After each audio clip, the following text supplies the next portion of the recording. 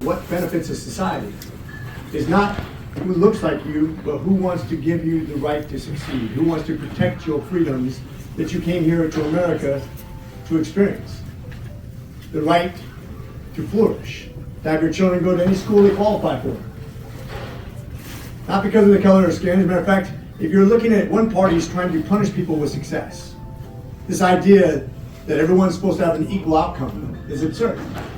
Nobody comes to America to have an equal outcome. They come here for equal opportunities.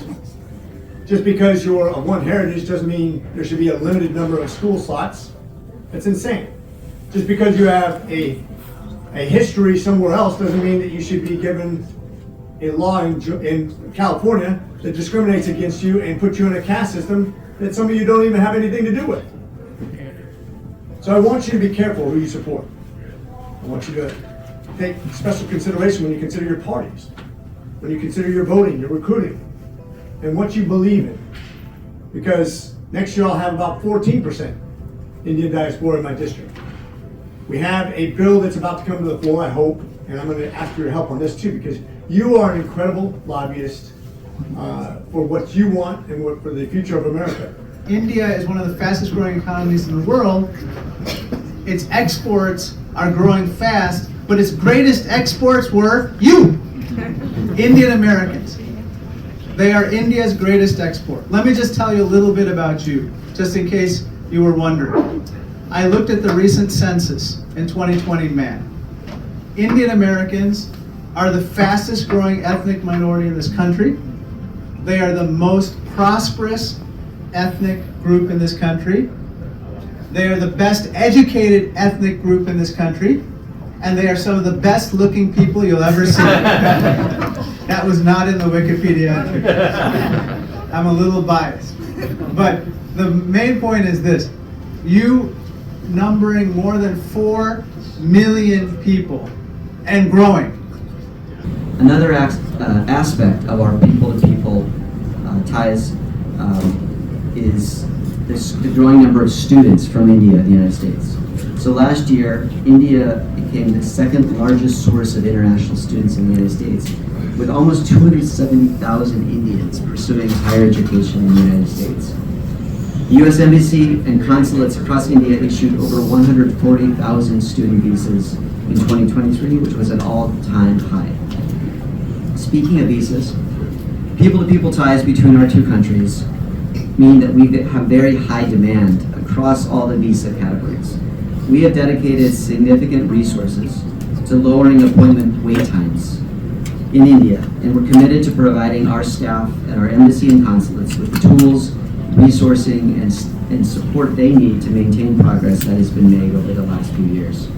Last year, the U.S. mission in India expanded our staffing to facilitate more visa processing than ever before. To further improve wait times, on January 29th, we launched a pilot program that will allow certain categories of H-1B visa holders to, including a large percentage of Indian passport holders, to renew their visas here in the United States. This pilot will benefit our industry partners by allowing staff to stay in the United States to renew their visas. More important, it will benefit the applicants, especially Indian citizens, by streamlining visa adjudication. And starting April 1st, the fees are actually going to go up. And they're going to target employers in particular because they need to pay for processing all these applications that are in the backlog. Now, this is something you can do. We have strongly encouraged people to talk to members of Congress, not just about statutory changes, but just about backlog reduction funding for U.S. citizenship and immigration services. That alone would cut these processing backlogs. So I really want to end with just this notion that it is both statutory changes that are going to be necessary. In order to get rid of the green card caps, you do need Congress. There is just nothing that the president can do about it. It's what's written down in the law. But the president can do things like these international entrepreneur referral programs. They can do STEM OPT, and whoever's in charge in 2025, whoever wins the election, it is incumbent on us to keep urging them to take these positive regulatory actions. And it's incumbent on us both to go to Congress and ask them to fix the underlying problems, But beyond that, to make the system work by giving it the resources it needs so that it's not, the prices aren't going up and up, it's not getting more and more expensive, and people can file their application and expect to get an answer back in less than a year. Side effect is that on their children cannot take the jobs, not even the campus jobs. And when they, at the age of 21, if their parents did not get the green card, they become illegal or the undocumented here. And because most of the part of the life, significant part of the life they spent in United States, and then parents are here, they don't have anywhere else to go. So they need to apply for F1 visas and F4 visas and all that thing. These are also another unnecessary things. When we have for undocumented immigrants, children, we have DACA Act, but for documented immigrant children, we don't have equivalent. So we just probably in that case, we want to have parity. Just treat documented immigrants little bit with respect, same parity with as a undocumented immigrants. 40% of my constituents were born outside of the United States. And we are one of the wealthiest congressional districts in America. And it's not an accident that you have one of the highest propensities of immigrants and one of the wealthiest districts. It's because I know your story. Many of you came from your country, whether it was India, whether it was Pakistan, Afghanistan, China, Korea, Philippines, came to the East Bay, left your family, your livelihood, everything you knew about your culture behind to come to a place you didn't know. And you put your head down and you worked hard. And you chased this idea that if you work hard in America, you do better for yourself and you dream bigger for your kids. That's the promise of America, and it's an America that's been built by immigrants. So if we want to take on the bigger challenges, we need the fix. If we want to cure cancer in America, we need to fix a broken immigration system. If we want to see fewer emissions when it comes to how we get our energy, we need to fix our immigration system. If we want to pay less in childcare, we need to fix our immigration system.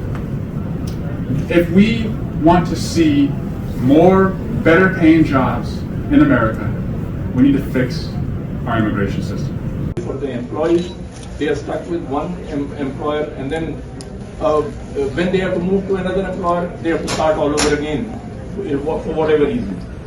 Backlog in wait times are incredible for green card or applications. At this time for EB2, EB3 is almost 12 years.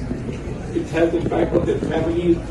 Spouses, dependents cannot work at that time unless spouse can work after getting the I-140 approved. But then that still leaves the main primary applicant with that uncertainty. There are economic and social impacts, and people are legally coming into this country, they keep paying taxes, following the laws, but feel let down. There is urgent need for comprehensive reform. I'm not going to speak long, but I will be brief. It's so important that you're here for a rational immigration policy. We know that immigrants have helped build Silicon Valley, that so many of the companies that have started, that have created so many jobs, that have created so much employment, have been founded by immigrants from India, from China, from Asia, from the Middle East, from Europe. That is part of our comparative advantage as a country. And I am very proud to be a co-sponsor and lead of the EAGLE Act, which would get rid of the country caps so that people aren't perpetually in H-1B status, because that hurts American workers. I mean, you're hurting American workers by allowing corporations to underpay folks on an H-1B, and you're hurting the families on H-1Bs. And that's why we need to move them to green cards and ultimately to citizenship. It will help raise wages, help American workers, and help these families. We also should be providing a green card to folks who are educating in the United States. It makes no sense that we're paying for someone's education at college or giving them STEM, and then we're telling them that you have to go back to where you came from when American taxpayers are funding the education. I'd rather they stay here create the jobs here instead of offshoring those jobs. So we made a lot of progress on these bills. We need to now get it again through the House, but the obstacle, as you know, has been the Senate, as is often the case. But your advocacy being here will really help us make progress on something that many people agree on. It's actually bipartisan in the House that immigrants who are helping contribute to our economy and our business and creating jobs here should be able to raise their families here and stay here. So I appreciate again, FIIDS, your leadership, and I look forward to working with Congressman Swalwell and Roger Krishnamoorthi, who's going to be here, I'm sure, to helping make this a reality. Thank you very much. It's a landscape. Let me take it at a 40,000 foot level and sort of illustrate how this matters, especially for emerging technologies. So again, my name is Thibault. I'm from CSIS. I study international business over there.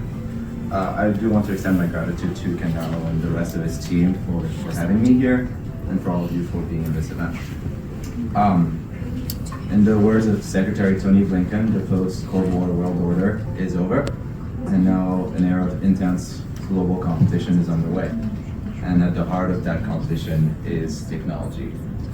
The rise of critical emerging technologies is set to transform how economies grow and how nations defend themselves. Any advanced microchip can better our phone's performance. It can also enable advanced military systems and AI that can append how battles are fought anywhere. Likewise, leveraging biotechnology can quicken the pace of innovation to make pharmaceuticals. They can also present opportunities for nefarious actors to release deadly pathogens on battlefields. Much of the U.S. national security apparatus depends on maintaining the country's technological edge. National Security Advisor Jake Sullivan and Commerce Secretary Gina Raimondo have both pointed to computing-related technologies or the importance of telecommunications, for instance. Altogether, the White House has about 18 categories of critical emerging technologies, from advanced computing to space technologies and systems, that will shape tomorrow's innovation landscape. And the clear bottom line of these remarks and these findings is that advancements in science and tech will define the geopolitical landscape of the 21st century. All right, so it's good to see everybody, many friends here in the audience, I see. And many of you very passionate about immigration and immigration reform. Right, and immigration is, our immigration system is broken, there's no doubt about it. And just to give you a little bit of my own experience, you know, I was growing up in India when I was 24 years old, got admission into a PhD program at University of Akron, Ohio. And I was really excited to receive that admission and the scholarship, because that's going to change my life. All I had to do then was go to the American embassy in Mumbai and get a F1 student visa, right? In back those days when you had to go very early. So I went there 5 a.m., stood in the line, because they only take so many people in a day for the interview. And my interview was called at 11 a.m., so long standing in line. And I approached the window. My counselor, her name was Virginia. She was behind the window asking me questions. Now, I studied in Marathi medium. I didn't speak very good English then, but I answered her questions as best as I could. And after 10 minutes of interview, she said, "Mr. Thanedar, I am not able to give you your F1 visa." And that really broke my heart. And I lost consciousness. I fell down to the ground. And I don't know how long I was on the ground. But when I opened my eyes, I saw Virginia had come out of her window now. And she was standing right next to me with a glass of water, but no visa. And thereafter, I reapplied for my visa with more documents. Second time, and she rejected promptly. Third time, I gave even more documents, and she rejected my visa again. And I'm there without, I had no job. I was doing private tutoring into people's homes. I would go and teach kids. Fourth time, a professor from America sent a letter saying why I need this guy. We're doing research on future batteries, electric batteries, and I need this student. So I thought that letter would certainly convince Virginia to give me a visa, so I gave that letter with all of the documents, and I went in the evening to find out, and she had rejected my visa for the fourth time. A month passed by and I had nothing new to give, so I took the same papers and I thought I'm going to reapply for the fifth time. I go in the evening and they said, your visa is approved. So I said, what happened? Why did Miss Virginia change her mind? And they said, Miss Virginia's gone to America for her vacation.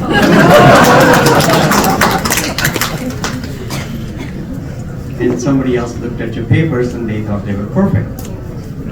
And that's how broken our immigration system is, so subjective, not enough staffing, long delays in processing. Now, as a U.S. congressman, the 5th Indian American congressman, I sit on the Homeland Security Committee, and part of the task of my committee is to keep our borders safe and making sure who comes in and who doesn't come into the country. But I'm also serve on the Small Business Committee, where I am making it easier, financing, capital, access to capital, services to small businesses, administration, make it all easier for people, especially people, the black and brown community, especially people that have been in the past marginalized. So that is one of the focus that I'm doing. So after coming to US, I got my PhD in chemistry, then started a small business that grew to about 500 employees at one time, and some 65 million in revenues. And I felt that I achieved my American dream, and I wanted to go help others achieve theirs, because I got so much from this great country of ours. And with that thought, I decided to run for public office. I ran for governor of Michigan. I got 200,000 votes in that election, but I lost that election, and later I became a state representative in the Michigan House, and here I am in the US Congress, focusing again on immigration reform, on entrepreneurship, small businesses, improving mental health services. That's one of my focus here in Congress. And we already have introduced or about to introduce the second bill on helping OPD timelines. One of our focus is to double the H-1B visas, work on making the green card process more efficient. Elimination of country quotas is one of the objectives, because country quotas discriminate people based on where they were born. So there's a number of things that I'm focusing on. One of my bill allows PhD degree holders to get immigrant visas, green cards, without having to go through the line in the process. So there's a lot that I want to work on going in the next several years, and I'm so glad here to work with Khanderao ji. Khanderao and I have worked together on the bill that we are about to introduce now.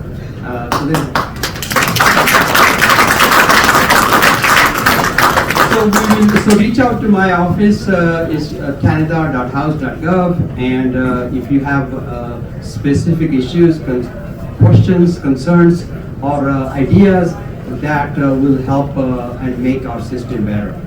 But we need legal immigration solidified. Our businesses need that. Every time I meet CEOs of companies, they tell me how important it is to be able to find skilled workforce. And today we are losing so many people to Australia, to Canada, because they are taking advantage of our broken immigration system. And we need to be able to keep the skilled workforce in the US. That's going to help our GDP, that's going to help our businesses to grow.